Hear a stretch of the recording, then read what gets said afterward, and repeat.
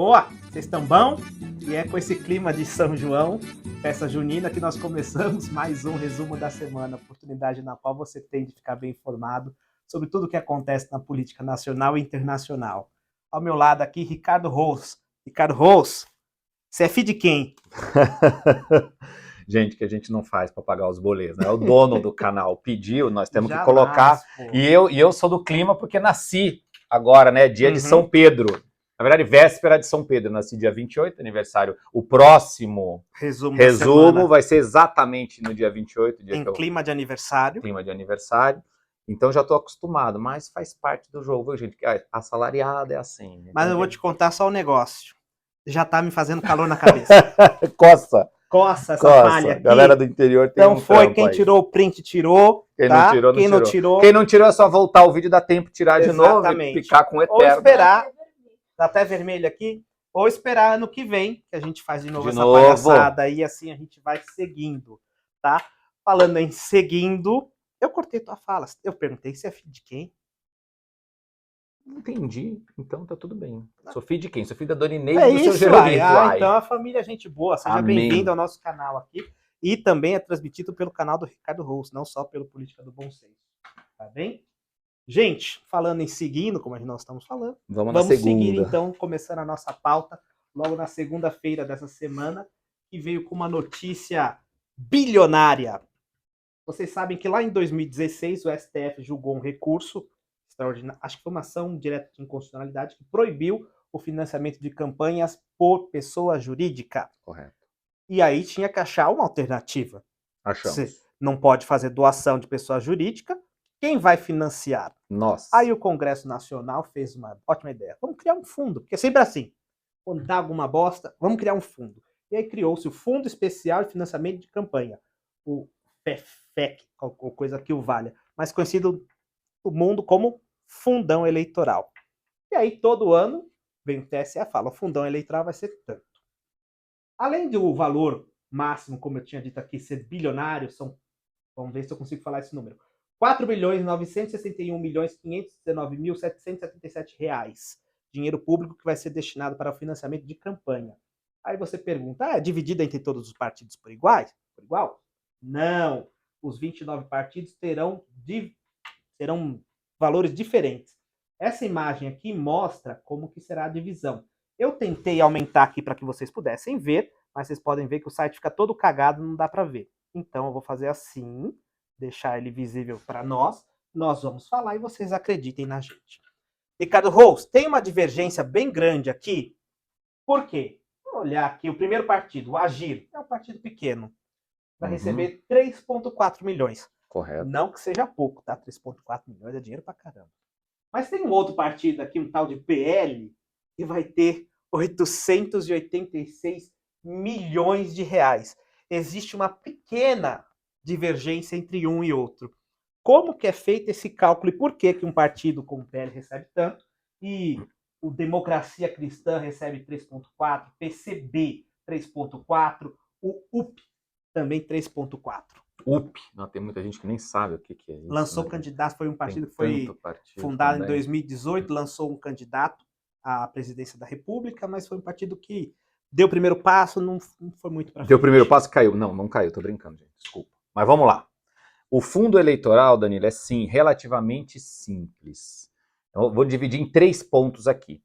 Partidos, é a votação que os partidos tiveram para deputado federal no último pleito federal, então no caso, na eleição de 2022, uma parte da contabilidade para dizer quanto será o dinheiro do partido político é votação para deputado federal, deputados federais eleitos, bancada federal e um percentual dos votos para o Senado. Então tem uma correlação direta com o número de votos e o número de parlamentares que foram eleitos para a Câmara Federal por aquele partido. Certo. Então os partidos que estão recebendo pouco, 3 milhões, e que não é pouco, mas enfim, 3 milhões de reais, provavelmente eles não têm nenhum deputado federal.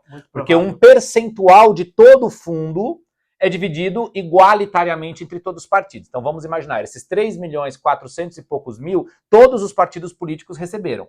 A partir daí, eles recebem um plus. Eles recebem um plus, de acordo com o número de votos para deputado federal que tiveram, de acordo com o número de deputados federais eleitos e de acordo com o número de votos para o Senado.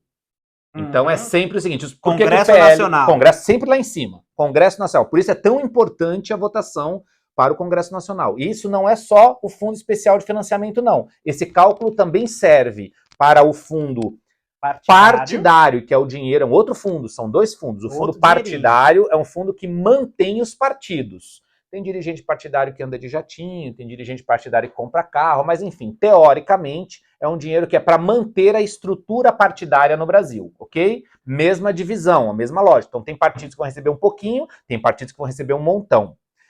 Fundo eleitoral, que é esse segundo fundo, que é esse que você está se falando agora. Há uma diferença. O PL vai receber o maior fundo eleitoral porque o PL tem a maior bancada de deputados federais e, consequentemente, recebeu uma maior votação para deputados federais no último pleito. Então o PL é o partido que mais recebe, depois do PL vem o PT, que tem a segunda maior bancada de deputados federais. Então é de acordo com a bancada, tem outros dois fatores, que é votos para deputado federal e votos para o Senado. Mas o principal critério da maior fatia do bolo é votos para deputado federal. Deputados federais, eleitos, a bancada de federal.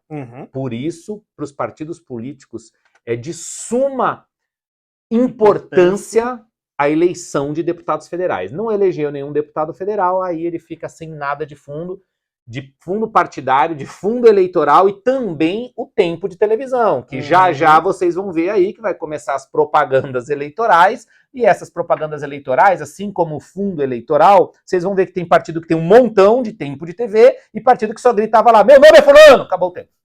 Meu nome é Enéas, lembra do Enéas? 500, acabou o tempo dele. E deu tempo para ele ganhar, inclusive, a eleição. Mas, enfim, grande Enéas, hein? Fiz aqui uma brincadeira, mas o Enéas no final estava certo. Então tem isso, tanto tempo de TV, quanto o fundo partidário, quanto o fundo eleitoral é dividido proporcionalmente entre os partidos políticos, ora igualitariamente, um pequeno pedacinho, 2%, se eu não estou enganado, do fundo todo é igualitariamente, e aí depois é votos para deputado federal ou para o Senado. Fazer uma constatação óbvia, ululante aqui.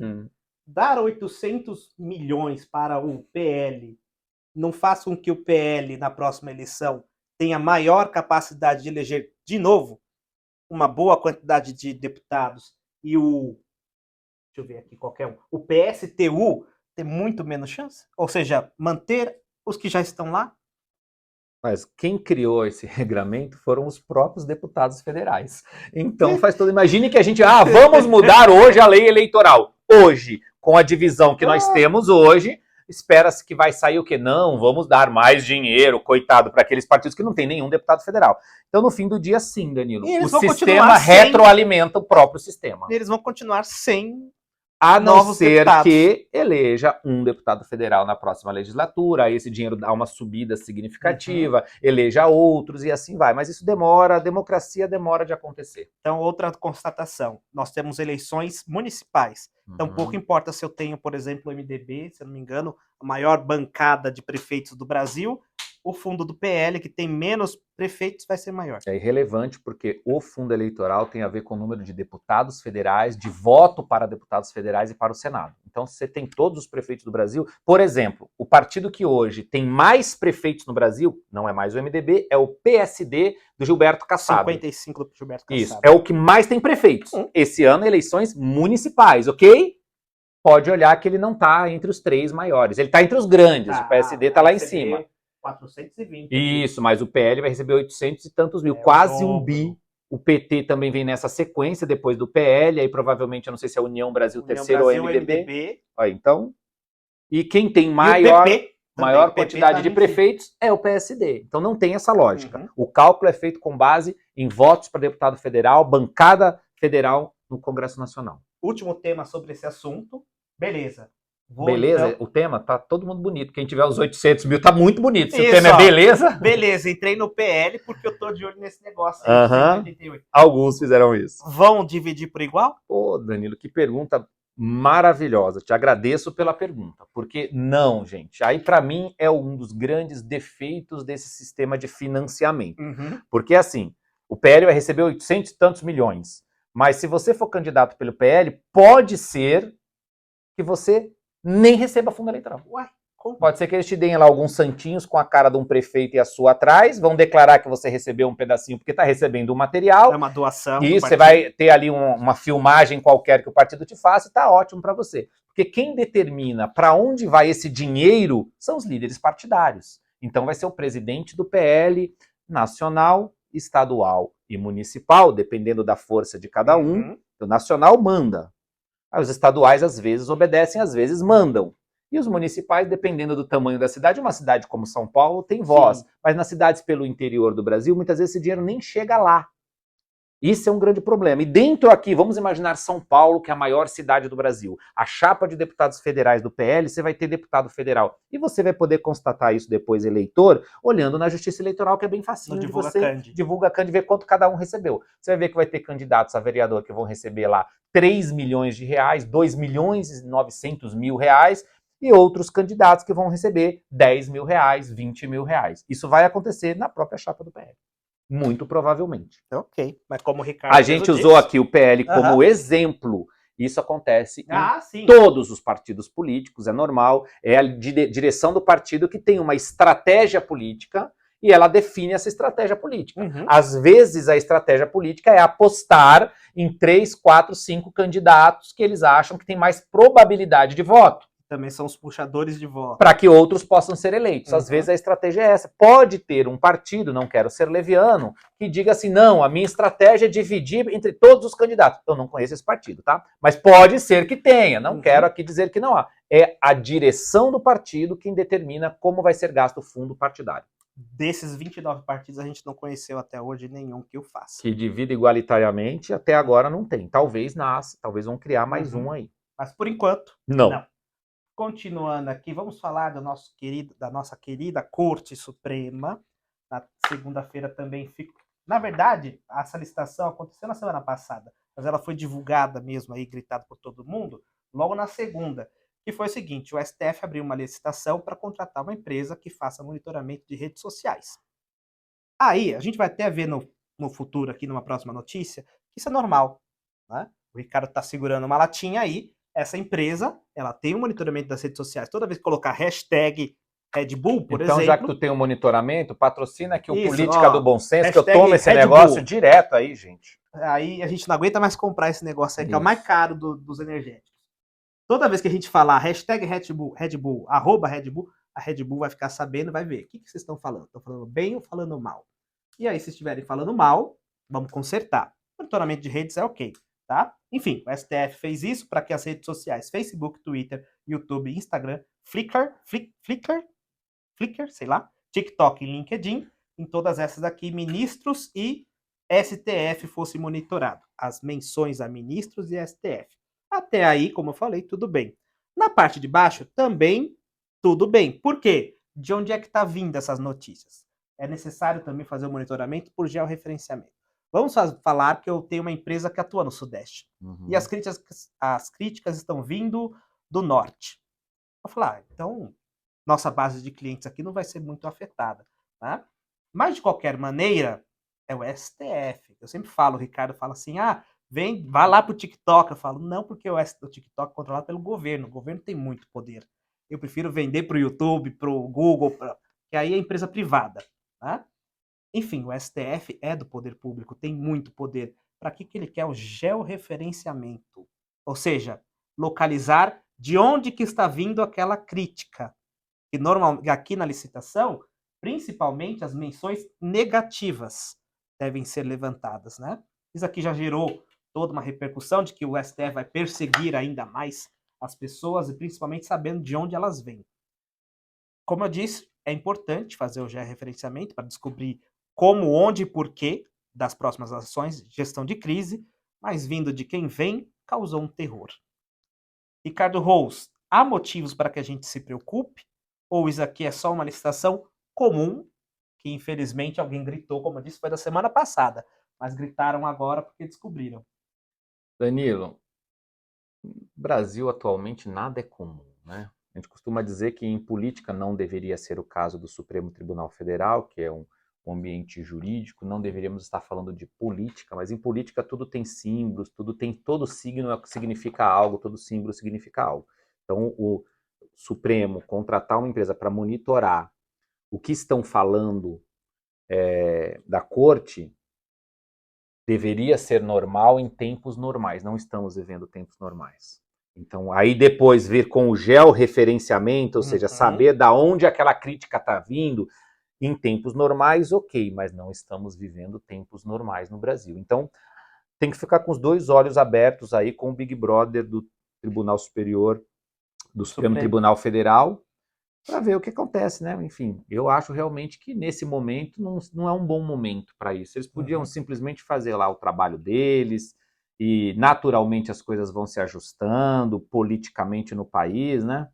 Mas me preocupa. É melhor evitar aí, porque a gente sabe que quem tem falado mal da Suprema Corte tem sido censurado no Brasil. Isso é uma realidade. Se você me permitir, já vou dizer que não sou eu que estou dizendo isso e vários outros brasileiros dizendo isso. Tivemos uma manifestação na Avenida Paulista com até um número razoável de pessoas. Não foi aquela manifestação que parou a Paulista inteira? Não, mas tinham lá pessoas que acham que o Supremo está exagerando. Então, a gente acabou de ter agora um deputado norte-americano, representante dos direitos humanos, notícia de agora. Calma, que a gente vai falar Desculpa, Dani, eu tô com perdão. Não, como você falou agora, ela tá aqui, ó.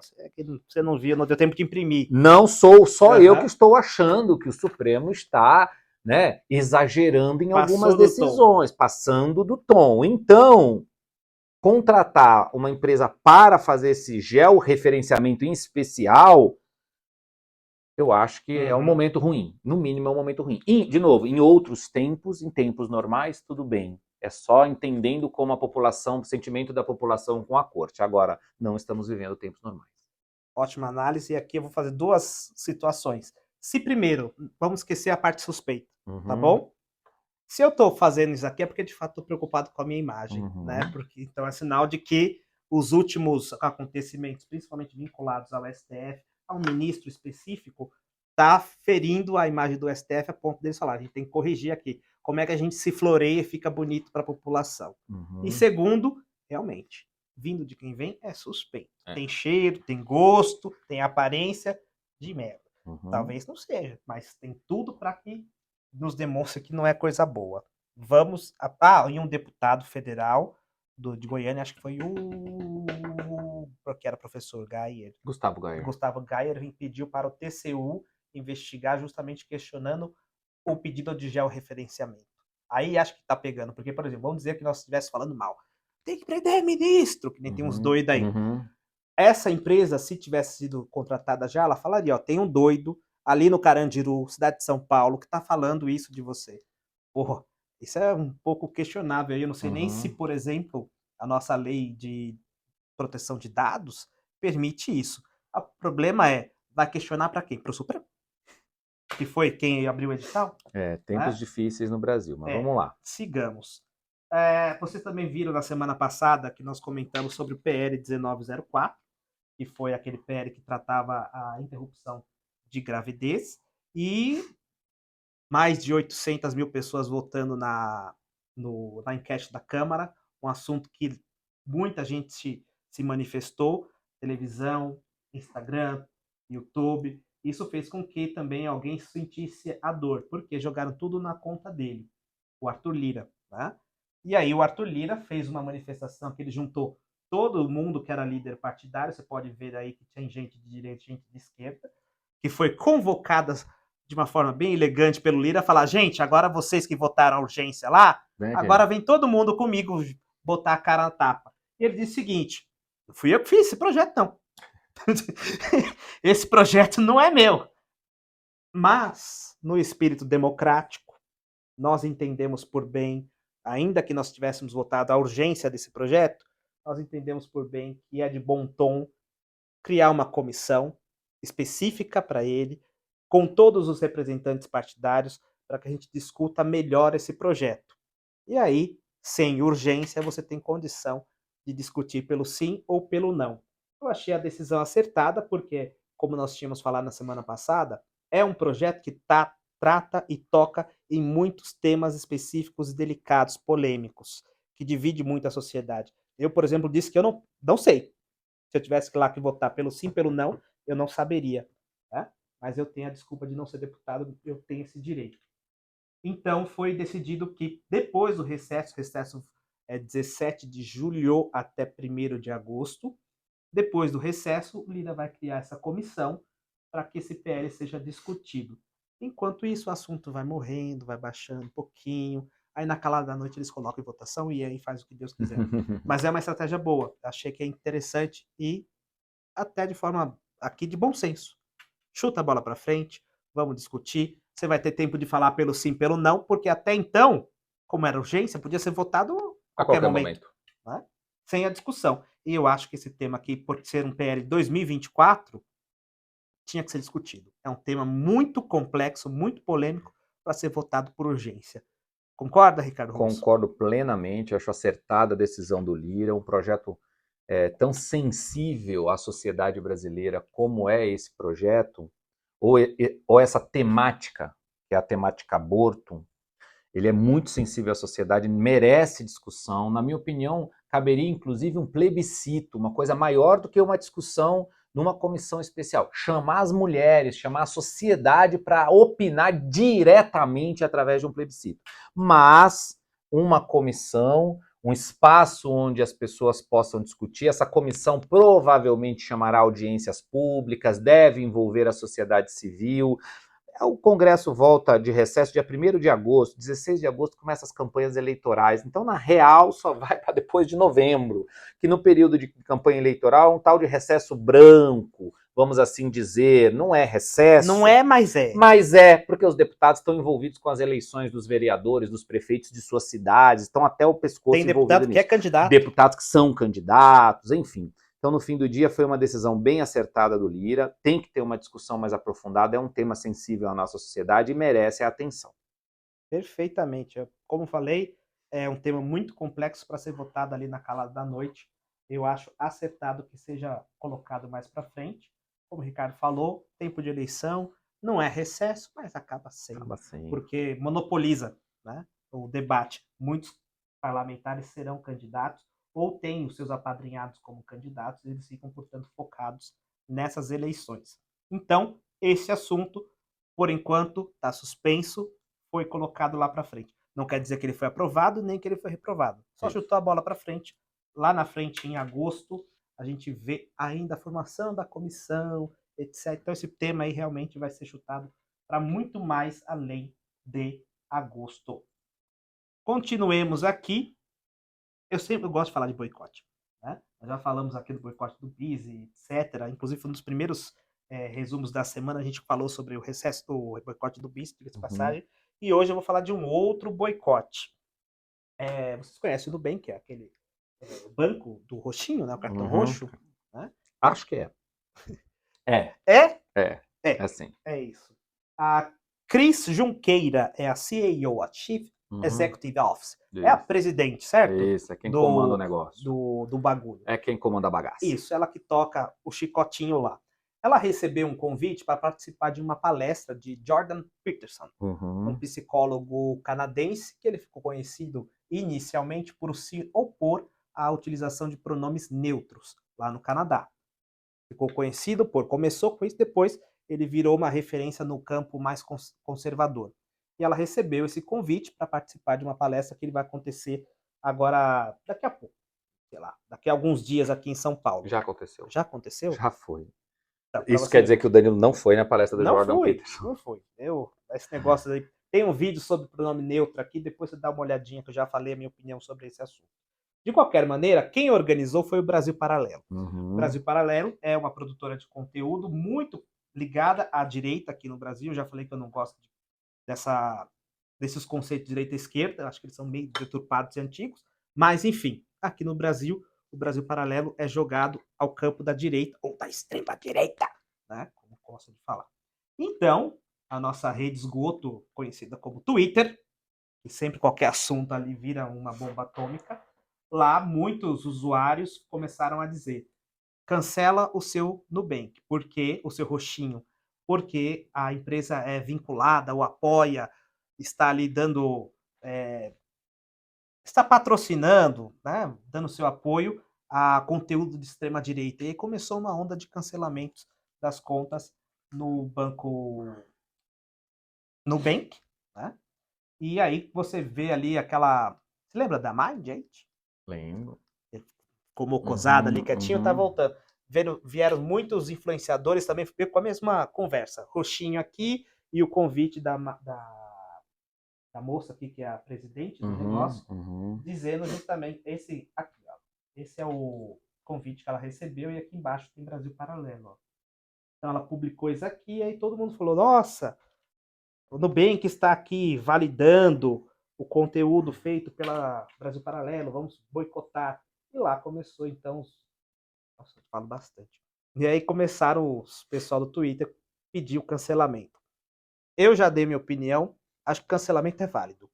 Okay. Cancelamento não, perdão. O boicote é válido. Entendi. Se você tem o seu dinheiro, por exemplo, não gosto da Red Bull, acho muito louco. Inclusive teve uma corrida essa semana aqui em São Paulo, não pude ir, porque eu tava editando vídeo. Mas gosto muito da Red Bull. Mas vamos dizer que eu discordo porque eles incentivam a imprudência, porque o pessoal, os esportistas da Red Bull são muito doidos.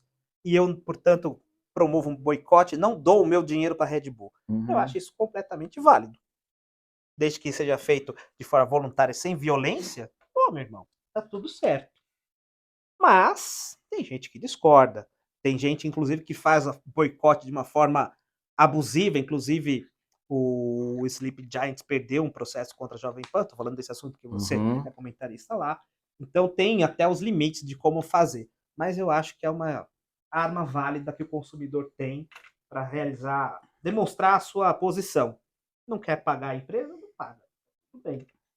Não sei se a empresa sofreu um baque muito grande, que eu estava dando uma olhada nas ações, não queimou a empresa, entendeu? A empresa não faliu. Tá aí. 25 pessoas com R$30 na conta, Danilo, fez zero impacto no maior banco brasileiro da atualidade, que inclusive começou suas operações dando microcrédito, que é literalmente isso, dava um crédito pequeno no cartão de crédito para jovens, para pessoas que estavam ali com alguma dificuldade, com a corda no pescoço. Eu respeito o boicote, acho que tem momentos, como você falou, da questão do Sleeping Giants, que passam do limite, que eles foram orquestrados. Inclusive tem uma ação na justiça que eu vi do Danilo Gentili querendo saber sobre o IP de determinados bots, queria saber se eram pessoas ou se eram robôs que estavam criticando ele e aí automaticamente indo nas marcas que o patrocinavam. Então há um perigo, na minha opinião, nisso, porque hoje... A instrumentalização... Exatamente disso. Então você não quer ter o seu dinheiro num banco que seja, é um direito que você tem, isso aí é o livre-arbítrio, isso é a liberdade. A liberdade, eu particularmente estou a favor disso. Agora, quando há a instrumentalização disso, você coloca lá uma máquina para poder criticar um patrocinador porque ele está fazendo a outra pessoa que pensa diferente de você, para começo de conversa, você é intolerante, está sendo intolerante com quem teoricamente é intolerante. Diferente. Cara, não estou entendendo isso. Você não quer colocar seu dinheiro, não coloque. Agora, criar um movimento, não sei, eu particularmente acho babaca. O efeito no Nubank foi zero. Quer saber quanto foi? Zero. De novo, minha opinião é essa, 25, 30, meia dúzia de gato pingado, que já nem tem dinheiro também, duro, querendo fazer boicote no maior banco do Brasil hoje, em valor de mercado. Então, boa sorte para vocês aí. Deus abençoe a todos nós. E sigamos à frente aí, você com seus R$37. Você vai botar seus R$37 aonde agora, hein? Seus R$18, hein? Ah, vou te contar também, olha, eu tô falando isso aqui porque eu tô sendo gentil, educado, tá? Porque senão vai ser daí pra frente é pra trás. Mantenhamos, clima de festa junina. Festa junina, pega o seu R$18, isso. Tome um quentão, compre um milho que talvez nem vai dar. Exatamente, incentive o comércio local, isso é pronto, poxa. Acabou, encerrou sua conta. Tá? Inclusive o pessoal que coloca o chapéu de alumínio e começa a difundir teses de que foi um outro banco laranja que lançou isso, tipo, olha, falharam, vamos então aqui. Deu ruim então, porque não funcionou. Não rolou? Zero impacto. É o maior banco hoje? Em valor de mercado? Nubank é a maior marca, banco de valor de mercado hoje no Brasil. Gente, que loucura. Né? Deu certo a ideia. Não tem uma agência física. Zero agência física.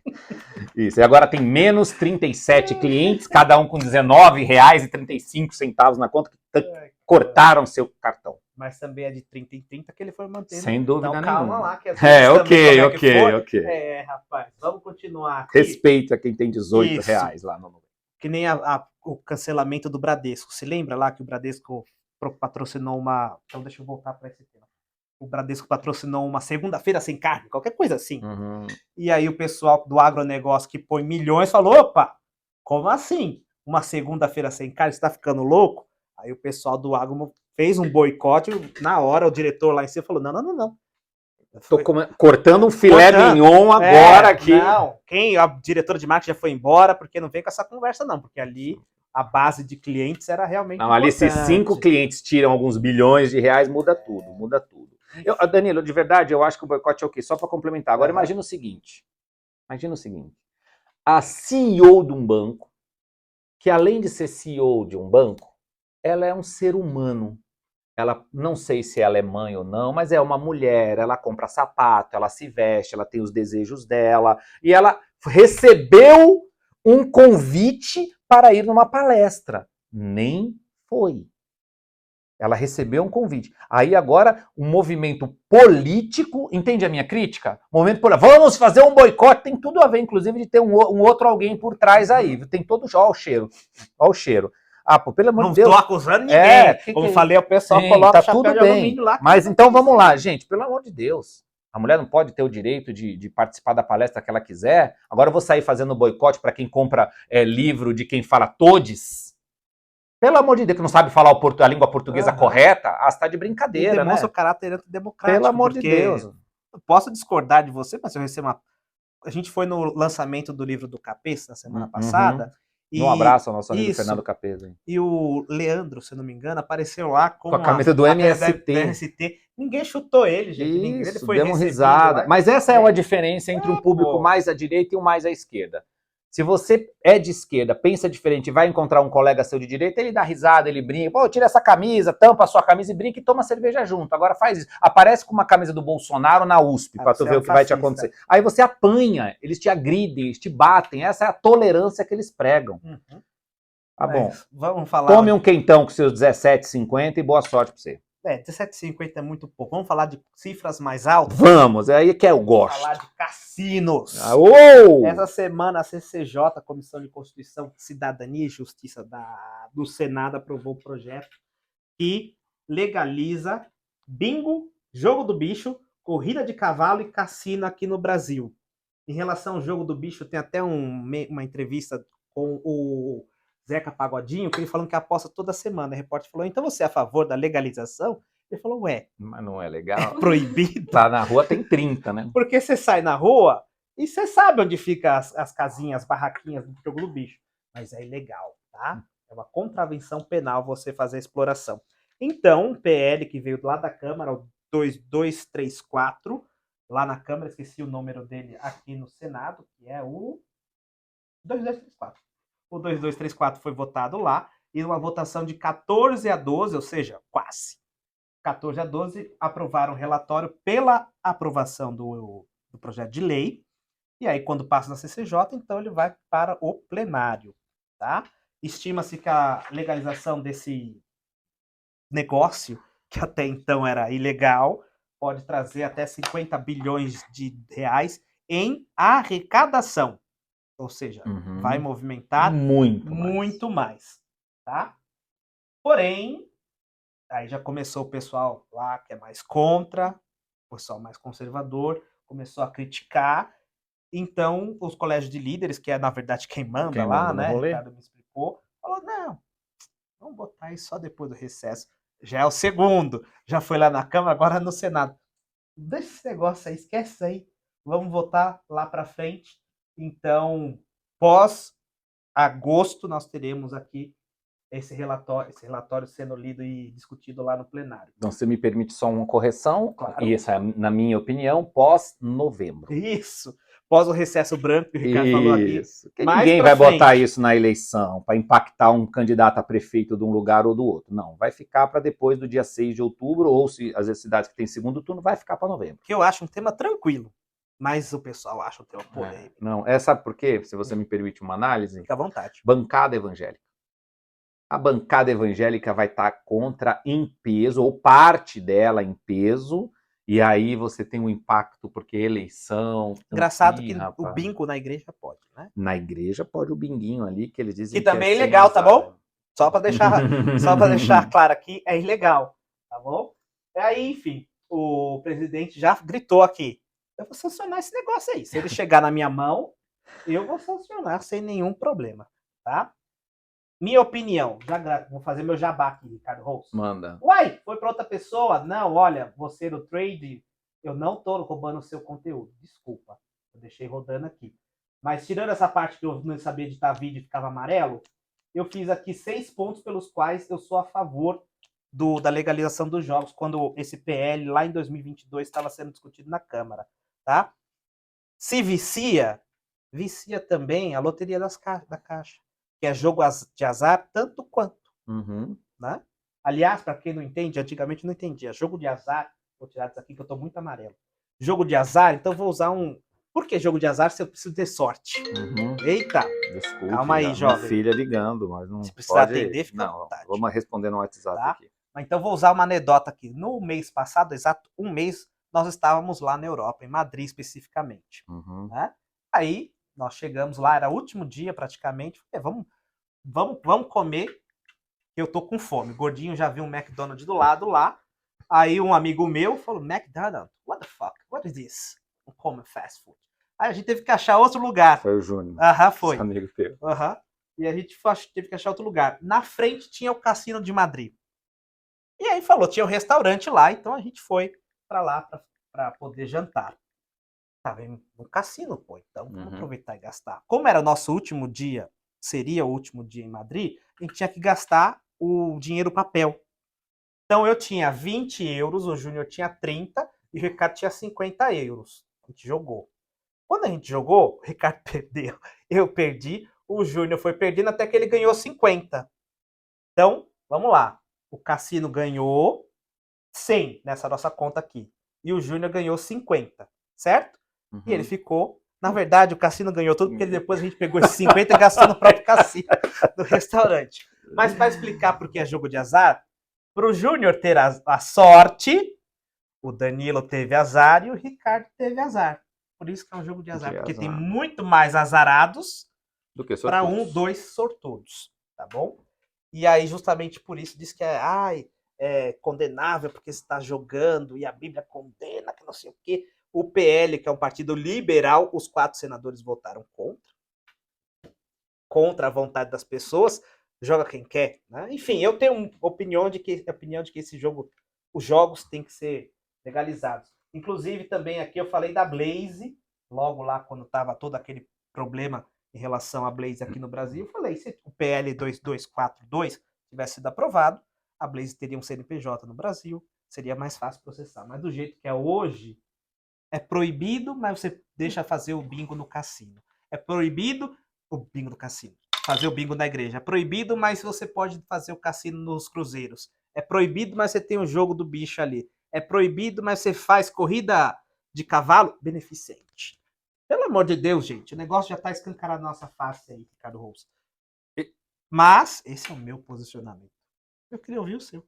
Olha, Danilo, eu penso o seguinte, se fosse para proibir, que é proibido, mas no caso do jogo do bicho, já se passaram muitos anos, os caras perderam aí, porque não é possível, qualquer cidadão sabe onde tem uma banquinha de jogo do bicho e tá funcionando desde que eu era criança, que a minha tia, um abraço, beijo pra tia Branca, tia Geroína, que é a mãe do Júnior, inclusive, esse que tava lá no cassino, o Júnior agora ficou rico, joga em cassino, mas a tia Branca jogava no jogo do bicho, eu era criança.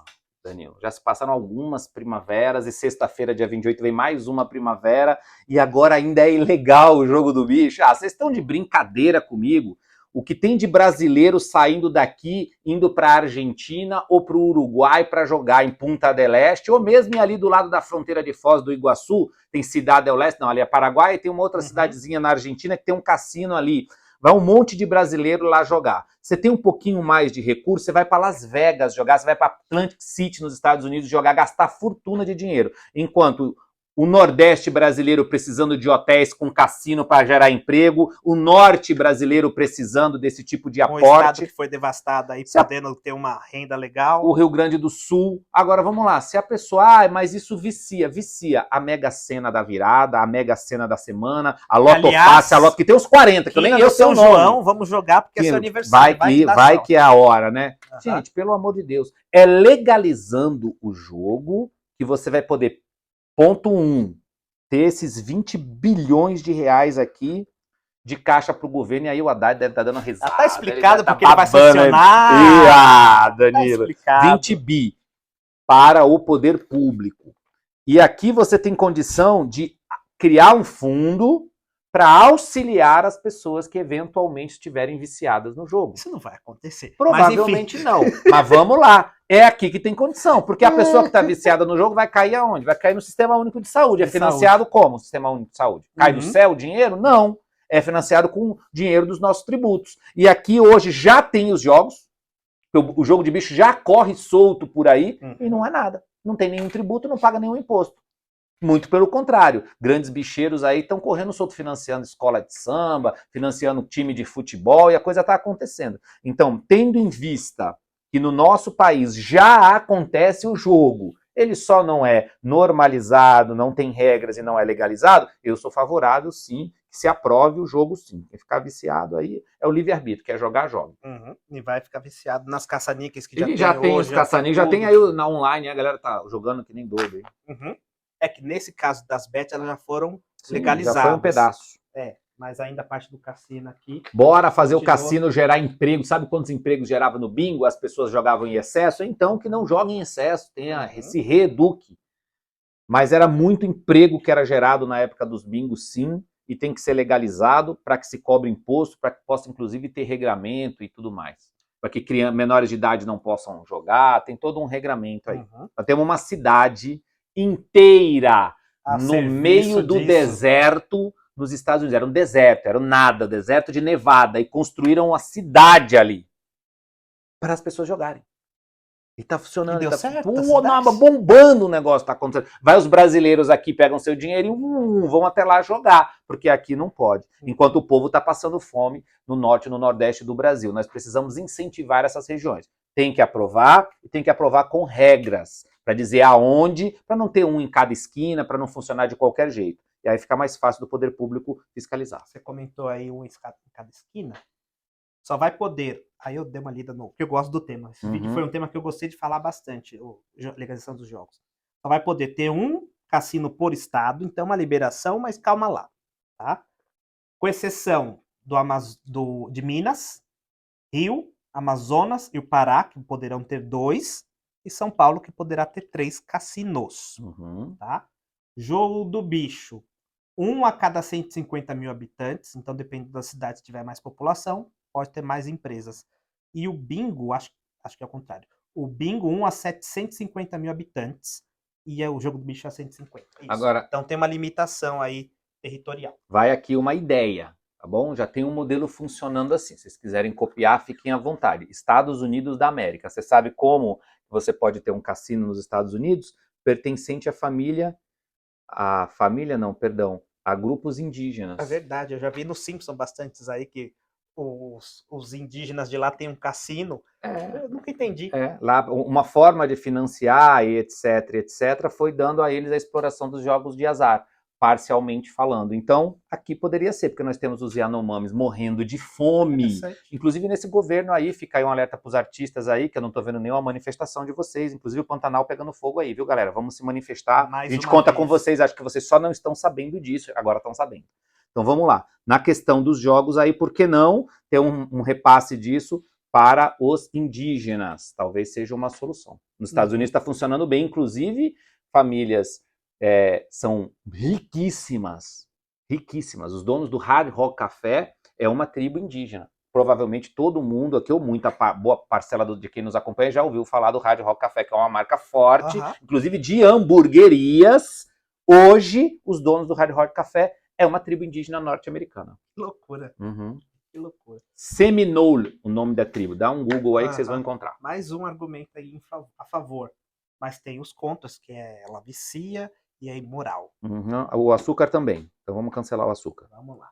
Tem projeto de lei, não brinca não. Tá de brincadeira. Tem essas coisas para proibir e limitar produtos ultraprocessados. O projeto de lei tem a rodo lá no Congresso Nacional.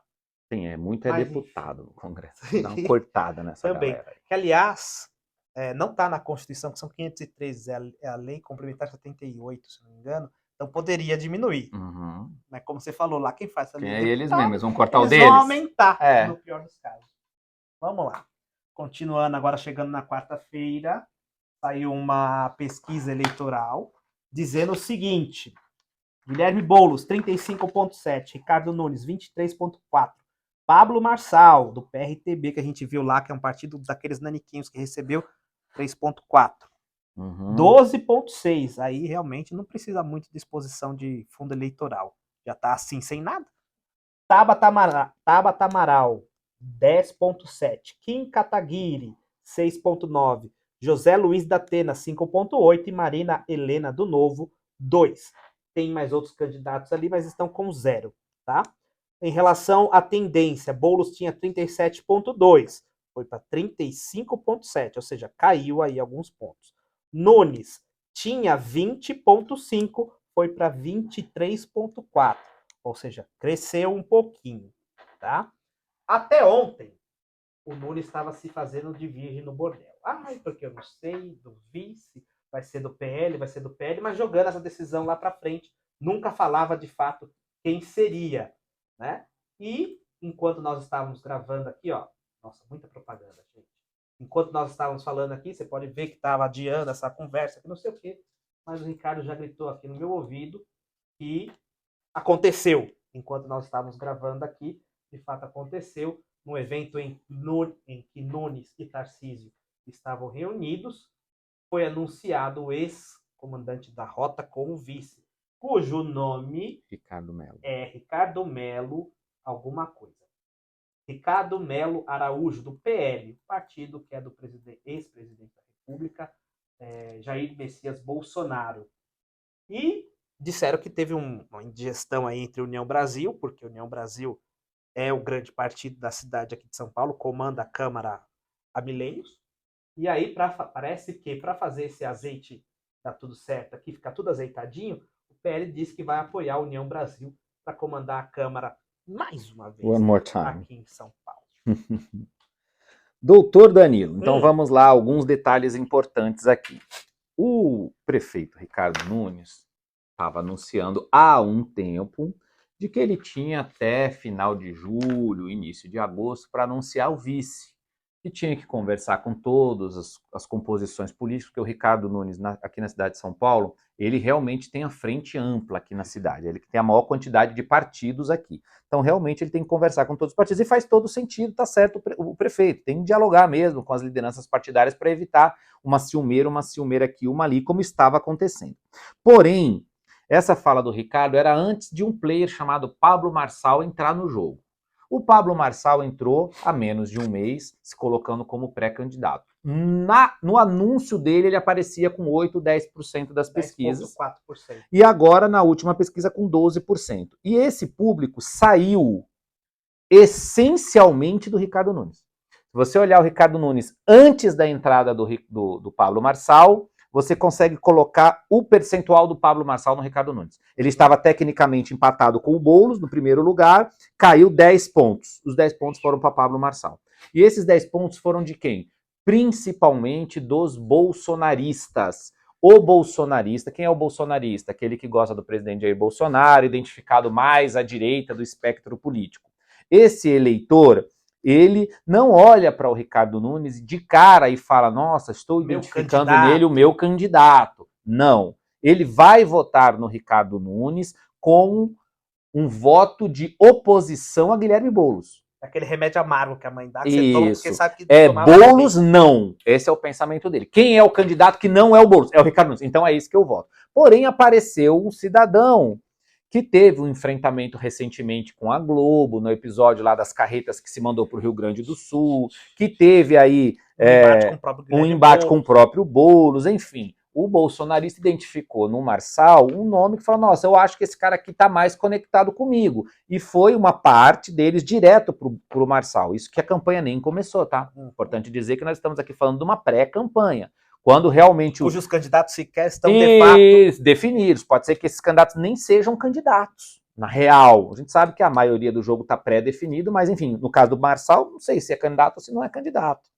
Enfim, aí o que acelerou o posicionamento do Ricardo Nunes, quando ele viu que ele começou a cair nas pesquisas justamente no bolsonarista, ele falou, opa, peraí, o presidente Jair Bolsonaro teve um almoço com ele, o Tarcísio, o Bolsonaro e o Ricardo Nunes, já para amarrar o nome, a indicação do nome do Coronel Mello, que é o nome indicado por Bolsonaro desde sempre. Bolsonaro já havia colocado o Coronel Mello, Ricardo Mello, como a opção de vice dele. O Nunes é que estava fazendo ali uma para não anunciar agora, vamos costurar.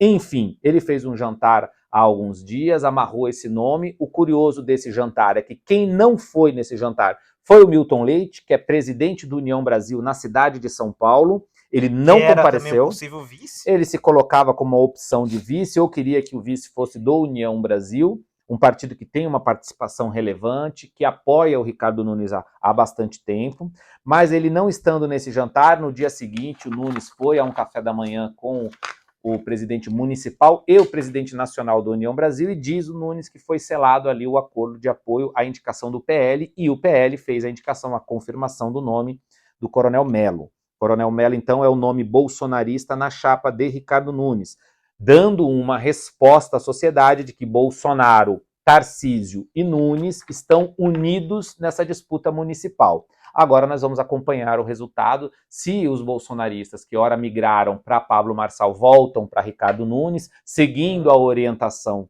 de Bolsonaro, ou se eles vão optar no primeiro turno por uma outra escolha, que é a do Pablo Marçal. O que chama atenção nessa pesquisa, na minha opinião também, é a desidratação de quem nem começou a campanha, que é o José Luiz da Atena, e nem sabe se vai ser candidato. Nós vamos descobrir se da Atena será candidato dia 1º de julho, como em outras eleições. Por que 1º de julho? Porque para quem é comentarista ou para quem é apresentador de programas de TV e rádio, tem que se descompatibilizar, ele tem que sair do seu cargo de apresentador ou comentarista, que é exatamente o caso de Datena. Ele é tanto apresentador de um programa de rádio quanto de um programa de TV. Então, se no dia 1º de julho o Datena apresentar o programa de rádio dele pela manhã normalmente, ele não é candidato a prefeito.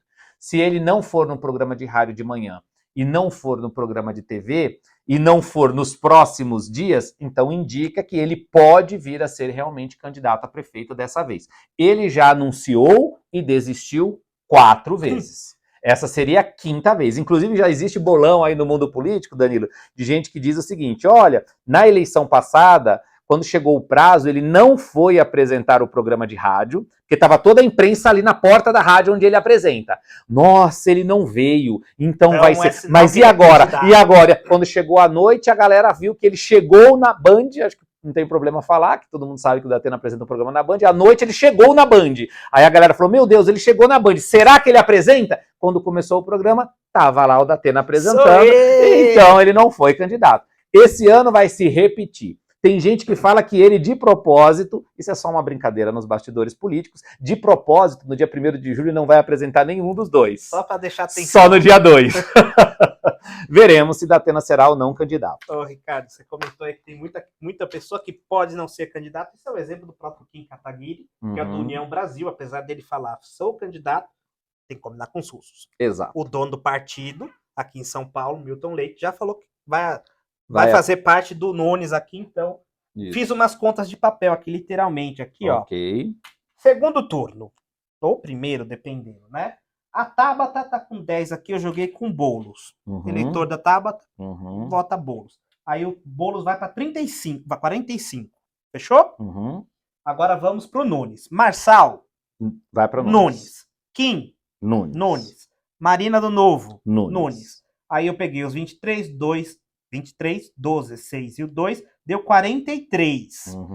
E aí ficou sobrando aqui 5 do Datena. 5 do Datena, que pode ou levar o menino aqui para uma vitória no primeiro turno, ou ficar todo embolado, aí vai depender muito. Agora, não sei para onde esse povo vai. Graças graças a Deus, a ciência política não é uma ciência exata, é uma ciência social, ou seja, tem muitas variáveis. Eu vou te colocar uma aqui, interessante, para você refletir no seu cálculo. Tabata Amaral. Tabata Amaral, ela se apresenta como não sendo uma alternativa à polarização, ou seja, eu sou de centro-esquerda, assim que ela se apresenta, ok? Eu sou de centro-esquerda, eu estou aqui para dialogar, eu quero ser uma alternativa à esquerda, que é Guilherme Boulos, mais radical, eu sou na esquerda, mas Faria Lima está ali exatamente, comigo. E é justamente o fator Faria Lima que eu queria te chamar a atenção. Você acha que a Faria Lima, ou pelo menos o eleitor de classe média alta, que nesse primeiro turno está declarando intenção de voto na Tabata Amaral, num segundo turno, um percentual deste Faria Lima aí não poderia vir com o Ricardo Nunes, que já é prefeito, pode ficar um pouco preocupado com o perfil mais extremista de Guilherme Boulos. Inclusive, ele quer vender um Guilherme Boulos mais paz e amor, já Lula fez a barbinha ali, já tá dando risadinha, tá brincando na internet, para tentar... A mim você não engana não, viu, Boulos? Só para deixar recado aqui. Para mim, não. A mim eu conheço aí teu passado te condena. E nós vamos brigar bastante para que você, na minha opinião, não seja prefeito de São Paulo. Mas aqui, estou só fazendo uma análise. Então, acho que tem um percentual de pessoas que, nesse momento, não estão indo com Boulos. Eles estão querendo uma coisa mais tranquila. E aí estão optando por Tabata Amaral.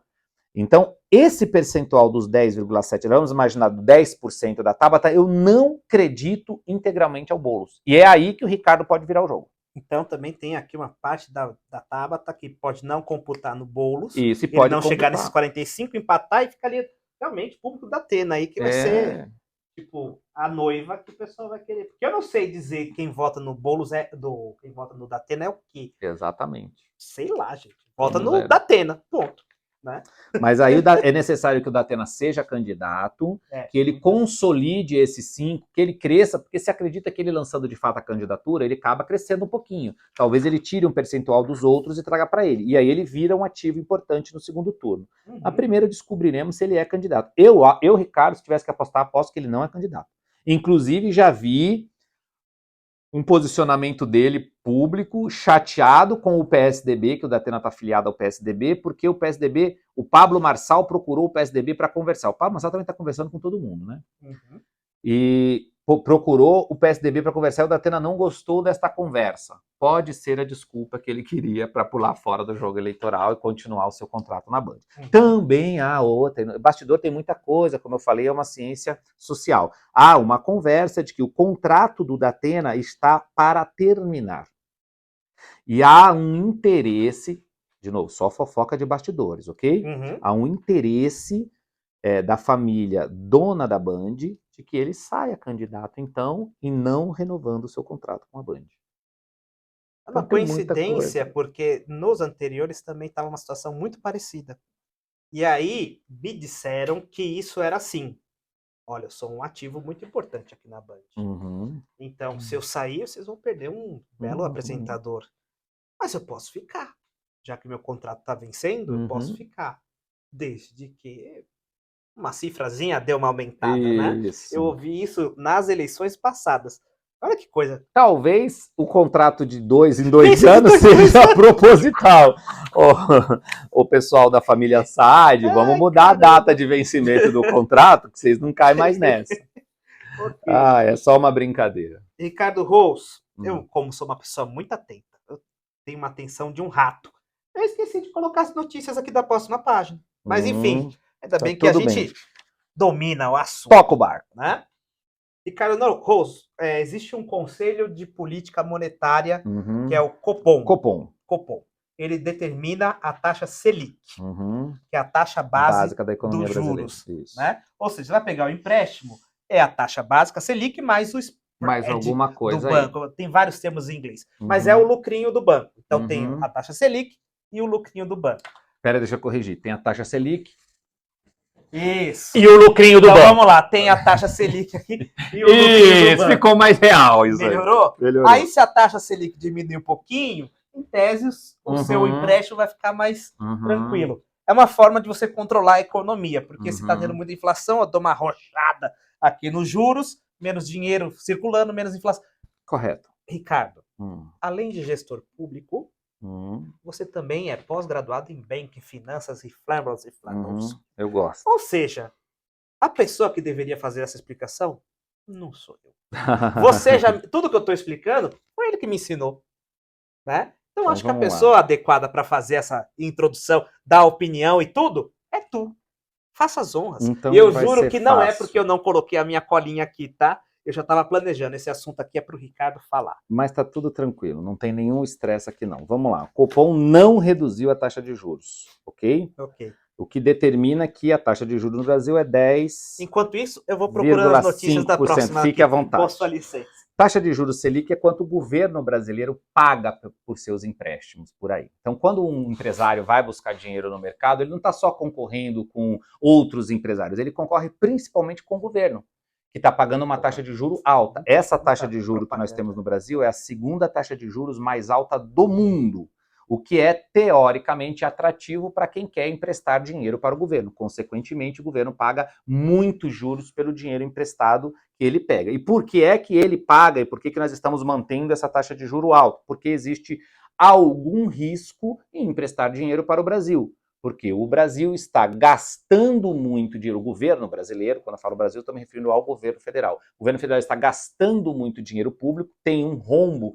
hoje 85% do PIB é a dívida do governo brasileiro. É o país da América Latina que mais tem dívida em relação dívida-PIB na América Latina inteira. Então, como é caro emprestar para o governo, os juros têm que ser altos. Só que isso é prejudicial para todo mundo aqui embaixo, que vai pegar juros e vai pegar juros altos.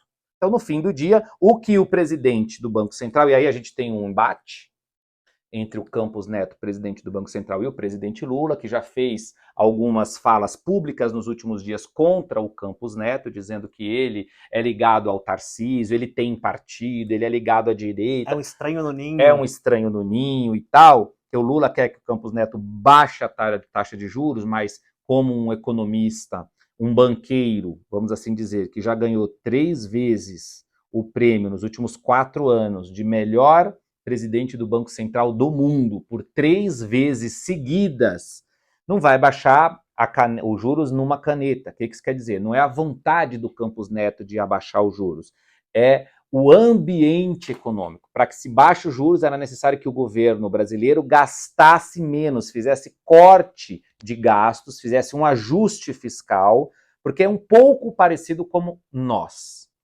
Eu sei que tem uma diferença, mas eu vou explicar para que vocês entendam facilmente. Imagine que você, Danilo, sei que você ganha muito bem, mas hipoteticamente vamos imaginar que você ganhe 10 mil reais por mês. Certo. Ok? Você ganha 10 mil. Com os seus 10 mil reais, você vai pagar um aluguel, você vai pagar uma prestação do seu carro, você tem roupas, tem comida, você tem pagamento de funcionários que prestam serviços para você, você tem toda a tua estrutura, um conjunto de gastos, ok? Aí você fala, eu quero comprar um carro.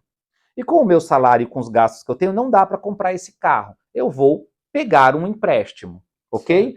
Com o salário que você tem, vai ser fácil um banco emprestar dinheiro para você. Então ele vai falar, olha, como o Danilo tem capacidade de pagar, eu vou emprestar, eu vou diminuir a taxa de juros, o Danilo vai pegar esse empréstimo ali e vai comprar o bem para ele. Ok.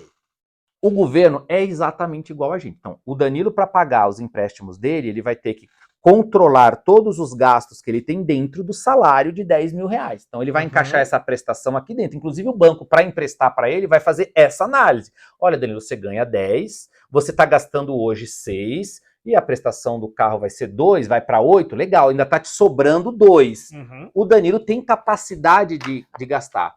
Seria igual no governo brasileiro. Ou seja, o governo brasileiro tem uma arrecadação, que é o que a gente chama de PIB, Produto Interno Bruto, tudo que é gerado dentro do Brasil. Que não é arrecadação. Não é necessariamente a arrecadação dos impostos, é um conjunto de outros fatores, que mas tem toda a economia, a gente vai ver daqui a pouco que a taxa de tributação está alta pra caramba, mas por enquanto não é. Ainda não é tudo isso. Então o Brasil tem uma produção, tem uma quantidade de dinheiro que ele gera aqui dentro, e para poder pegar empréstimos no mercado para se financiar é a mesma coisa que o mercado olha. Ó, como que esse país está? Esse país tem condição de pagar a minha dívida? Tem? Qual o risco que eu corro aqui para pegar esse empréstimo? Ó, esse risco é baixo, então a taxa de juros é baixa. A exemplo, Estados Unidos da América. Estados Unidos da América, quem é que vai emprestar para o governo americano e acha que não vai receber? Pouca gente. Estados Unidos é bem avaliado, ou seja, ele parece ser um bom pagador. Então vamos emprestar aos Estados Unidos e o juro é baixinho porque o risco da gente tomar o calote também é baixo, diferente do nosso caso. Por exemplo, no risco de você tomar um calote no Brasil, ele existe, ele é alto, e por isso o governo tem que pagar um prêmio, um juro maior. Então, se o governo cortar gastos e mostrar para o mercado, olha, eu estou agora cortando os meus gastos aqui, eu estou ajustando a minha casa, então agora eu consigo pegar mais dinheiro com vocês com um juro mais baixo. Esse é um jogo eterno na economia, para você entender se um país, uma determinada economia tem risco ou não tem risco, ou tem mais risco ou menos risco. Existe uma série de players que a gente chama de lojas de ratings, que é quem dá uma análise para os riscos daquele determinado país. Para vocês terem uma ideia, os americanos são AAA, governo americano, o governo brasileiro é BBB. É AAA, 2As menos, 1A menos, e assim vai até chegar no triplo B. Aqui tem uma escala gigante. Ou seja, deve estar lá na 8ª então, ou seja, o mercado internacional olha para o Brasil e fala, ali tem uma possibilidade de algum momento eles falarem, não consigo pagar, e não vai pagar o meu dinheiro, então eu não quero emprestar para ele. Para correr esse risco, eu quero ter um retorno muito grande. É mais ou menos assim, falando de forma bem simples aqui, tentando simplificar. Então, na minha opinião, Danilo, acerta o presidente do Banco Central em não baixar a taxa de juros nas condições que nós estamos. Juros altos não é bom para ninguém. Mas pior do que ter o juro alto é a gente ter uma inflação alta, porque a inflação corrói teu dinheiro. Quem tem 30 a mais vai se lembrar muito bem da época que a gente tinha hiperinflação aqui no Brasil, que é antes do Plano Real. Agora eu vou defender a pessoa da minha categoria aqui. 30 a mais, não. Põe um negocinho para cima aí que eu tenho 30 a mais. E quando eu tava começando a entender as coisas, veio o Plano Real e estabilizou. Tá bom. 35 mais? Não, tá eu tenho bom. 37, pô. Caramba, 40 mais?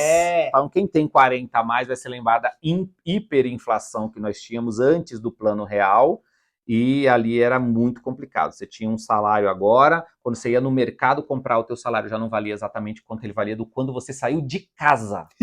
Então é uma loucura, uma insanidade. As pessoas brigavam para colocar numa aplicação chamada Overnight, é literalmente uma noite. Então você tinha que colocar no banco hoje, porque se você não colocasse no banco hoje aplicado, amanhã o teu dinheiro já não valia a mesma coisa. Então ele só ia valer a mesma coisa se tivesse aplicado nesse overnight. É uma loucura insana a hiperinflação.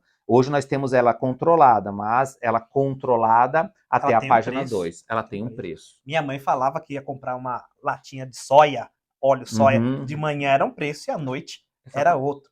A gente vê a remarcação, assim, um mês, você fala, nossa, subiu um pouquinho de um mês para o outro. Minha mãe dizia que isso era todo dia. Exatamente. Né? Então, quando a pessoa recebia o salário dela, ela saía correndo para o mercado, e ao mesmo tempo que o cara no mercado tinha um remarcador de preço, uma maquininha, ele ia brigando, você ia tentando pegar antes do cara remarcar o preço. É uma loucura, um negócio que as pessoas não vão lembrar. Uma vez eu vi um americano falando que isso é um hábito brasileiro, né? Dizendo que a gente vai lá e compra um estoque de coisas, e aí depois eu fiquei pensando, faz sentido, porque antigamente minha mãe fazia isso e me ensinou a ir lá e comprar uma compra de mês. Verdade. Talvez por isso daí. Exatamente por isso, pode acreditar. A gente tem um hábito de comprar mais porque esse produto não vai ficar mais caro amanhã. Numa economia estabilizada como a americana ou como de alguns países na Europa, isso não faz nenhum sentido, porque tu vai comprar água hoje é um preço, amanhã ela continua sendo o mesmo preço, semana que vem é o mesmo preço, no mês que vem é o mesmo preço. Aqui no Brasil, não. Mesmo com a inflação controlada, Danila, e a dona de casa sabe bem, que nós ainda estamos tendo uma inflação aqui que é diferente da inflação oficial, que é aquela real, que a gente chama de inflação, que a dona de casa percebe na gôndola do supermercado. Então, às vezes, você vê que alguns produtos ficam muito mais caros de uma semana para outra, que não necessariamente acompanham a inflação real. Então, o Banco Central fica o tempo inteiro ali tentando mensurar essa inflação que está acontecendo. Inflação é só inflar um preço. É simples. Quando você vai comprar uma coisa que custa 10, semana que vem custa 20.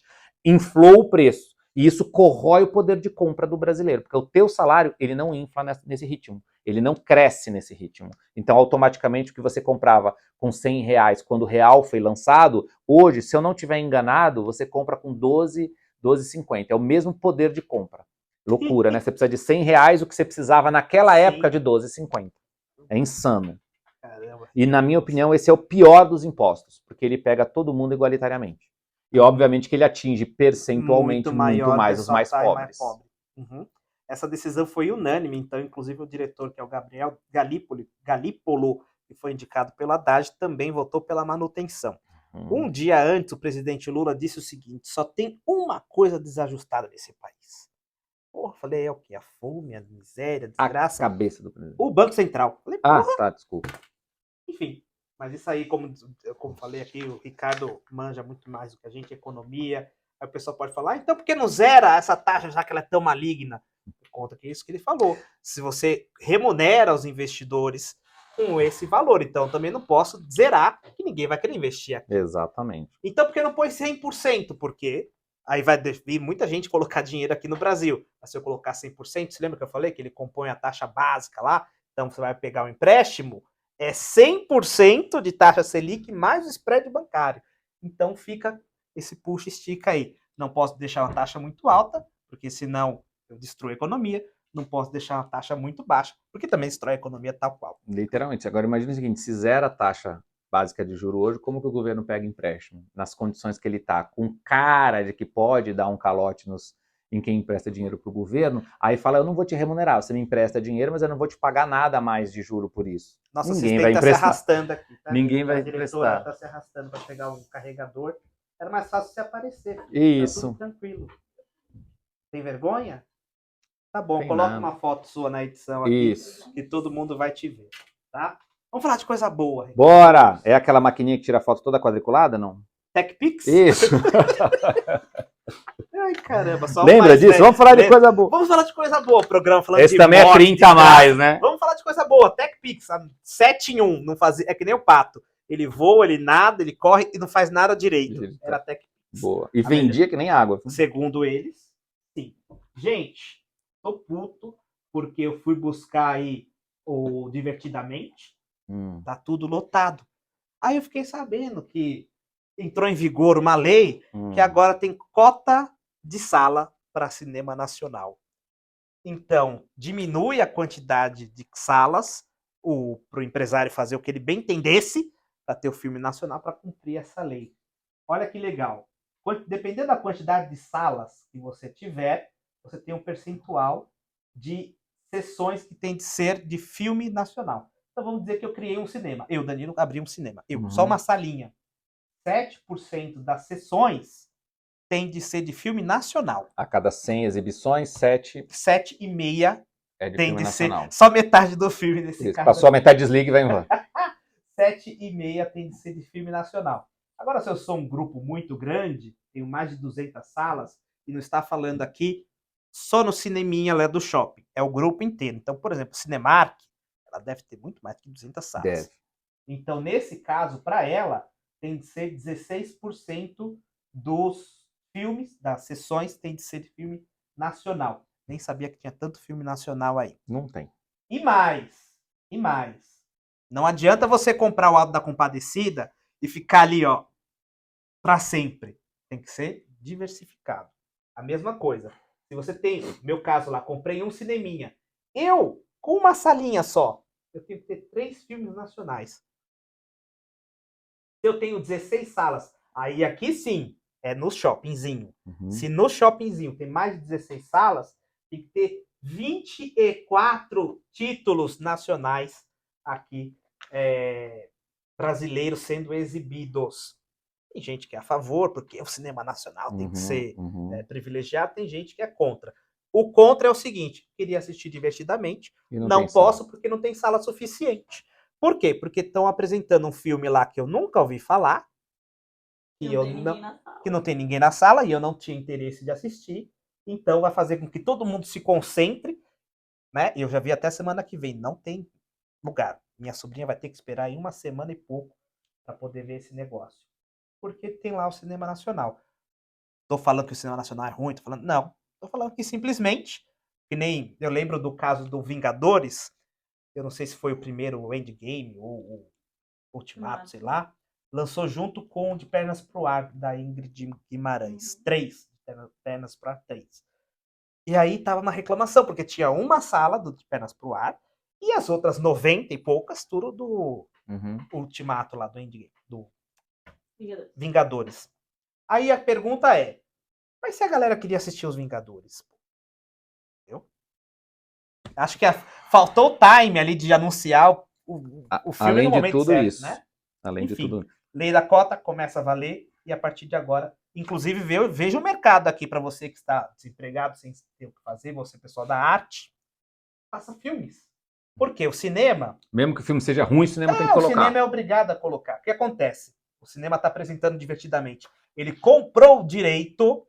Por que nem todos os filmes passam no cinema? Porque eu tenho meu cinema, eu tenho que pagar um dinheirinho para poder exibir o divertidamente, por exemplo. Agora, eu vou ter que ter 24 títulos diferentes.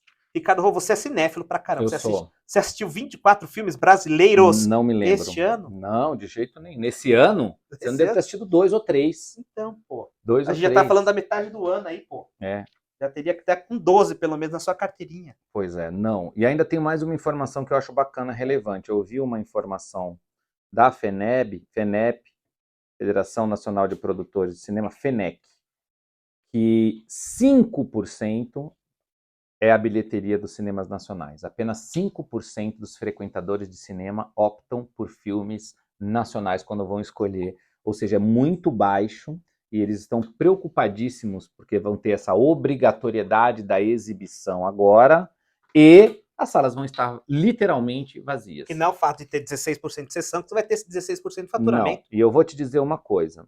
Eu sou, como o Danilo falou, gosto muito de cinema, vou muito ao cinema, assisto filmes nacionais, filmes estrangeiros, saio dos filmes, adoro um blockbuster, um filme sucesso, mas também gosto dos filmes alternativos, cinema francês, cinema inglês, cinema indiano, cinema coreano, que cresceu bastante, inclusive na Coreia, vale lembrar que tinha uma cota lá para produção, eles tiraram as cotas, porque não fez sentido na cabeça do sul-coreano, e eu acho que aqui também não vai fazer, vai ter muita gente defendendo, porque aqui nesse modelo de governo que a gente tem é tudo muito paternalista, o governo tem que pôr a mão, obrigar a ter cota aqui, cota ali, não um livre mercado. Tem filmes nacionais que eu fui ver no cinema e recentemente poderia citar um chamado Evidências do Amor, não estou fazendo propaganda nenhuma. Você falou do Fábio Porchat, Isso, né? Fábio Porchat e a Sandy protagonizando, no fim do dia minha linha de pensamento é diferente da linha de pensamento do Fábio Porchat, mas isso é irrelevante quando a gente está tratando de cultura nacional. O filme é bom e o filme estava cheio a sala, em várias sessões estava cheia a sala. Por quê? Porque o filme tinha conteúdo, o filme tinha alguma qualidade, era legal, valeria a pena você assistir o filme. Assim como tem outros filmes nacionais. Que cota precisou Cidade de Deus para ganhar premiação internacional? Que cota precisou Tropa de Elite 1, Tropa de Elite 2? Mas se fosse lançado na mesma semana do Ultimato, eu tenho certeza que ninguém ia assistir. Ok, mas talvez aí também tenha uma questão de negócio. Tem muita gente que não lança produtos em determinados... Por que os filmes entram em cartaz na quinta noite? Porque tem uma bilheteria que é contabilizada nos Estados Unidos, a contabilidade de quanto o filme arrecadou é contado sexta, sábado e domingo. Então, como isso tem uma relevância para a indústria cinematográfica, eles não lançam na terça, porque aí você iria na terça, na quarta, na quinta, quando chegou sexta, sábado, domingo, já tinha um monte de gente visto o filme. Então eles largam o lançamento para quinta-noite, para estar sexta, sábado e domingo com o filme em cartaz, e aquele primeira semana é contabilizado como para entender quais os gráficos de produtividade daquele filme. Então tem toda uma lógica, tudo é pensado no mercado cinematográfico também. Porque você vai lançar um filme justo com, caramba, um blockbuster, tá pedindo para tomar. E tomou, em alguns casos aí. Mas agora faz não parte. mais, porque vai ter a cota para defender o cinema nacional. Vai tomar do mesmo jeito. Sabe quem vai tomar? Nós. Porque o produtor do cinema ali, ele vai ficar com uma sala vazia, com 5 pessoas assistindo um filme nacional, já que levando em conta a estatística aqui de 5% apresentado pela própria Federação dos Cinemas, dos exibidores, uma sala vazia. Ele vai fazer o quê? Ele vai mexer no preço. Porque não sai do bolso do empresário, Alguém não. vai ter que pagar essa sala. Ao contrário do que tem pessoas no Brasil, esposas de presidente, que acham que essa conta quem vai pagar é o empresário, não é o povo. Deixa eu explicar para você, a composição do preço não é assim que funciona, não. Não vai ser o empresário que vai tomar, não. Ele vai mexer no preço do ingresso, no preço da pipoca, que aqui entre nós já está pela hora da morte. Uma pipoca é mais caro que o ingresso. Mas, enfim, ele vai colocar esse valor da sala vazia lá, ocupada com ele, no ingresso do outro. E vai todo mundo pagar mais caro por causa disso. Tá passando pano pro empresário malvadão. Não, a vida como ela é. Isso acontece com todo mundo. Tô achando que o aumento da taxinha da brusinha da Shein, o cara já falou lá, o CEO da Shein, vai aumentar perto de 100% do preço. E ele vai aumentar no carrinho teu que tá comprando aí. Nessa entrevista, voltando aqui um passo atrás, essa decisão, essa declaração do Lula dizendo que só tinha uma coisa desajustada no país, que era o Banco Central. Desculpa. Nessa entrevista que ele deu para a CBN, ele também falou o seguinte: por que não taxa o rico com os mil dólares? Lembra que a gente tinha falado lá? Falei, não fala isso que ele vai ouvir, vai taxar. Aí, já tá na cabeça dele, já tá no radar desse cara aí. Será que o Lula tá acompanhando aí o Política do Bom Senso? Rapaz, ó, tá escrito. Taxa aí que eu quero ver. Taxa lá que eu quero ver o Milão. Porque, rapaz, aí é todo mundo que vai. A propaganda aqui, fala pro seu pessoal lá que dá uma diminuída. Nem dava pra ver a notícia. Não tá fácil pra gente não, Ricardo Rous. Não tá fácil pra gente. É só pagar imposto, a gente fala de tudo é imposto, imposto, imposto. O brasileiro trabalhou, segundo o Instituto Brasileiro de Planejamento Tributário, 149 dias nesse ano, somente para pagar imposto. Aí, a partir do 150, esqueci como é que fala esse ordinal. 150º dia, aí sim o dinheiro ia ser seu. Claro que não é assim que funciona, a gente paga impostos diariamente. Mas simbolicamente, vamos dizer que todo ano que você trabalhou, 149 dias era só impostos. Isso faz com que nós paguemos 40% de nosso dinheirinho só para impostos. Então não adianta falar, e a carga tributária está em 20%. Não, a prática, no final, ali na ponta da caneta, é de que o Estado leva, aqui municipal, estadual, federal e o distrital, 40% de nossa riqueza. Você pode falar aí. Uma vez eu vi o Dia Sem Imposto, né? Aí a Maria do Rosário falou, mas você é contra o SUS? Não, a gente só estava mostrando aqui o peso do governo no nosso poder público, na nossa vida. Aqui a Noruega paga 162 e o IDH lá é 0,966.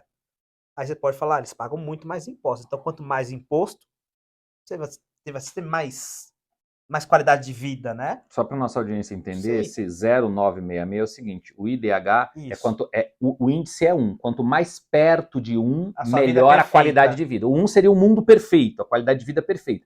Mais perto de 1, melhor, ok? A Noruega é 0,966, 0,966. Quanto é o Brasil? 0,760. Desceu aqui 250 pontos aí nessa linha, não estamos no... Está 89º. Então, assim, eles pagam muito imposto, sim, mas eles têm uma qualidade de vida maravilhosa. Eles podem sair meia-noite sem risco de levar na cabeça por um celular.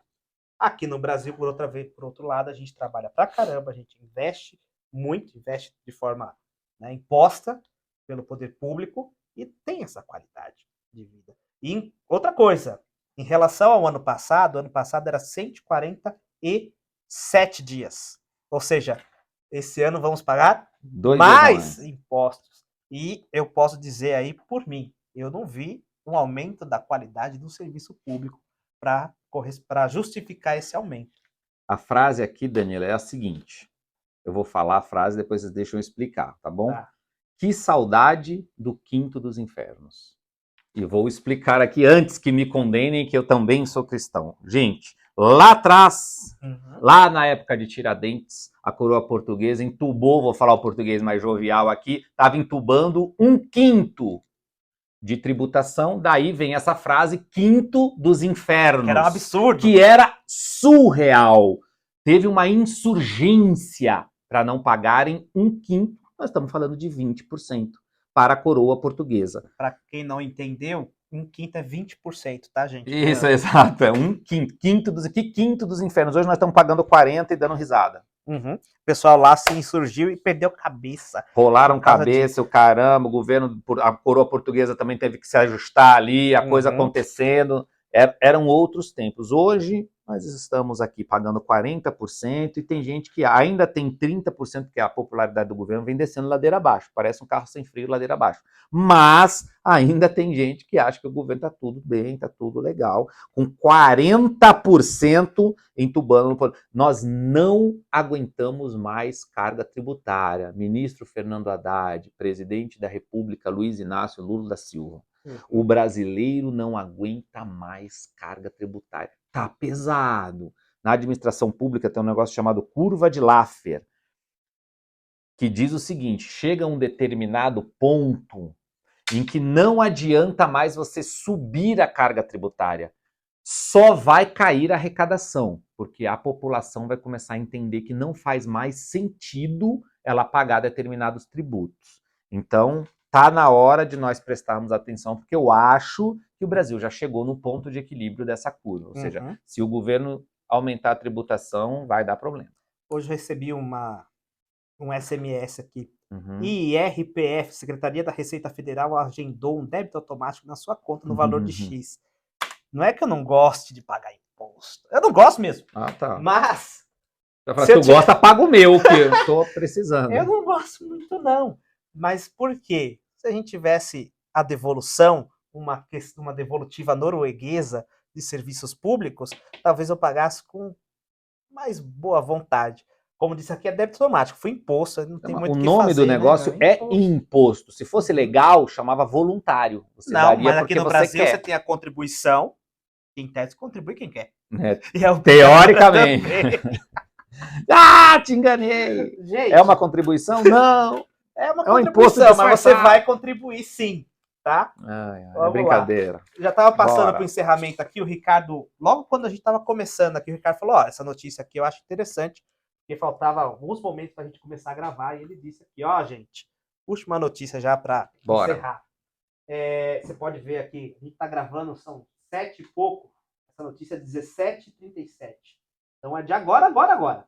Congressista dos Estados Unidos, aliado de bolsonaristas, manda carta para Moraes cobrando por supostos abusos. Então Chris Smith, que é um congressista lá, mandou uma cartinha para o ministro Alexandre de Moraes cobrando esclarecimentos por suas ações que foram claramente denunciadas lá no Twitter Files, né? Já que, segundo o relatório que foi feito lá nos Estados Unidos, estava acontecendo uma perseguição de oposicionistas e violação do direito básico do ser humano, que é a liberdade de expressão. Né? Estados Unidos, vamos lá, né? Soberania dos países, Estados Unidos não manda no país. Mas uma pessoa, então, pode ficar impedida de fazer uma viagemzinha para Nova York, dar palestra, como costuma fazer, né? Diuturnamente. Então você vê que o negócio está fedendo. Fala, mas é um congressista ligado a Bolsonaro. Mas é um congressista dos Estados Unidos mandando uma intimação para um juiz nosso. Né? É um congressista que comanda uma ala de direitos humanos. Então vamos por parte que eu acho que essa notícia vale alguma atenção, porque em último caso, o Congresso americano pode notificar o governo norte-americano e pedir sanções contra o Brasil. Aí dá ruim. Aí começa a complicar aqui. Porque, teoricamente, no regramento norte-americano isso funciona. Países que não respeitam os direitos humanos, países que, enfim, têm determinadas medidas que parece, aos olhos do congressista americano, que ministros do Supremo Tribunal Federal Brasileiro estão tendo essa conduta, pode, no limite, levar algumas sanções aqui, pode prejudicar a vida de algumas pessoas. A informação que eu tenho nos bastidores, estava em Brasília nessa quarta, quinta-feira, Danilo, é de que o ministro Alexandre de Moraes, já sabendo que receberia essa cartinha, não gostou desse tipo de convocação, que foi lá, então, convidado a dar esclarecimentos ao Congresso americano, não gostou da convocação, que também não iria, pelo menos a informação de bastidor é que ele não vai, obviamente ele não tem essa obrigatoriedade, o Danilo explicou aqui a lógica da soberania, mas que ele não gostou nada de ter recebido esse tipo de carta. Você já ouviu falar de karma? Parece, né? Que ele gosta também de dar aí não sei quanto tempo para as pessoas se manifestarem. Aí. 2 horas, inclusive, aí no Twitter. Enfim, essa é uma notícia, como falei, surgiu agorinha. Então tenho certeza que ela vai ter desdobramentos. Ela vai se arrastar pelo final de semana. Então, para você ficar por dentro desse desenrolar, eu te recomendo fortemente você seguir o @Ricardo Rose Oficial. Exato. Em todas as redes sociais. Todas, incluindo o TikTok. Exceto no YouTube, porque aí é @Ricardo Rose. Obrigado, nem eu sabia. Tá. Quer dizer, tô sabendo, brincadeira, tô zoando. É @Ricardo Rose. Inclusive no TikTok. Tô procurando a senha, tá? Para poder colocar também o Política do Bom Senso. Aí, tá vendo? Tá, água mole em pedra dura, meu povo. E aí você também segue do lado de cá. Se você tá lá no Ricardo Rose, dá uma conferida também aqui no Política do Bom Senso. Se você tá aqui no Bom Senso, vai lá também no Ricardo Rose, tá? Deixa o seu like, é muito importante para o próprio algoritmo do YouTube entender que esse é um conteúdo legal. Se você achou legal, deixa o like no canal. Uma boa aí. Uma boa pra gente ficar pro futuro. Se você achou legal, também compartilha com um amigo. Se você achou ruim, compartilha com o inimigo inimigo. para ele sofrer e ter que assistir a gente durante 1 hora e pouco, tá? Se não estiver fazendo nada, sabe o que você faz? Você clica em compartilhar e manda pra esquerdalha toda. Que você não gosta da esquerda, manda pra todo mundo ali, que a galera vai ver e vai ver que a gente tá descendo o cacete nele. Ou quer dizer, eu, pelo menos. Mas pode mandar. O importante é compartilhar, você já ajuda bastante a gente. Deixa também o seu comentário aqui embaixo. É uma praça aberta, sem censura. Você pode falar o que for, só não pode xingar a mãe. Viu, Alexandre? Alexandre que eu tô falando é um amigo meu, tá bom? Que chama Alexandre, coincidentemente. Tá. Só não pode xingar nossas mães. O Não, resto tá não. liberado. Faz isso não. Tá bom? Se inscreve no canal também e ativa o sininho, porque aí você não vai perder nenhum conteúdo novo. Toda vez que a gente trouxer um vídeo aqui pro YouTube, ele vai te mandar uma notificação. Política do Bom Senso ou Ricardo Rous trouxe um vídeo novo. É isso. Dá uma conferida lá. Eu acredito que sejam essas notícias que valeram a pena serem noticiadas aqui. A gente também teve o STF falando do julgamento das drogas, mas depois foi suspenso e não mudou muito. Então, por isso eu nem trouxe aqui, tá? Mas, tirando essas notícias, outras são dignas da gente colocar em stories, em reels, portanto, o aconselhamento de você seguir a gente pelas outras redes sociais. No mais, eu creio que seja isso. Eu também acho. Um bom São João pra galera. Um bom São João para todo mundo aí, nada de ficar muito doido de quentão. E aguarde-nos o próximo vídeo, que vai ser aniversário de um integrante aqui. Gente, muito obrigado a todos. Também. Você não apareceu na câmera. Eu falei para você aparecer, tá? Aniversariante, 2 aniversariantes aqui, integrantes aqui do nosso querido e lindo estúdio. Então, até um próximo vídeo. Um grande abraço a todos. Valeu. Tchau, tchau.